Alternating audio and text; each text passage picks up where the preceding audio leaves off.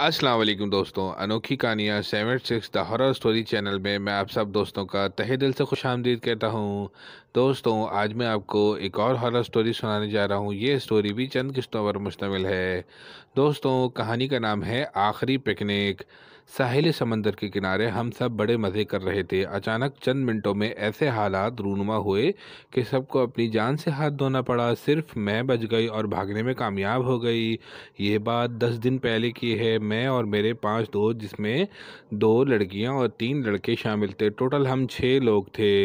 हम सब medical final year student थे और पास आउट होने की खुशी में एक कश्ती बुक करवाकर आइलैंड पे एक हट बुक करवाया और पिकनिक के लिए गए थे।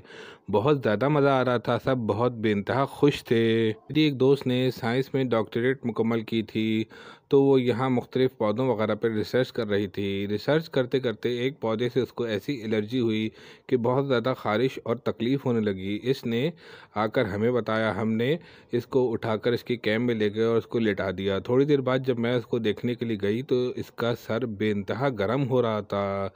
मैंने मेडिकल बॉक्स से थर्मामीटर निकाला और बुखार चेक किया तो 105 बुखार हो रहा था। चुनाचा मैंने इसको दवा दी और कहा कि तुम सो जाओ। इसने भी बिल्कुल ऐसे ही किया, मेरी हिदायत के मुताबिक अमल किया और सो गई। सोते सोते इसकी तबीयत और ज़्यादा ख़राब होना शुरू हो गई। इसके फेस और जिस्म पर लाल लाल दाने उभरने लगे। चंद मिनटों में इसकी ऐसी हालत हो गई, इसके मुंह से खून छलकने लगा और इसके आवाज़ में गुर्राहट भी आ गई। मेरे दोस्त लड़कों ने इसको पकड़कर रस्सियों से बांध दिया। दोस्तों, ये थी आखिरी पिकनिक की पहली एपिसोड। अगर आपको ये एपिसोड अच्छी लगे तो इसको लाइक कीजिए, शेयर कीजिए और मेरे चैनल अनोखी कहानियाँ 76 द हॉरर स्टोरी शो को सब्सक्राइब कीजिए। अस्सलाम वालेकुम, बहुत बहुत शुक्रिया।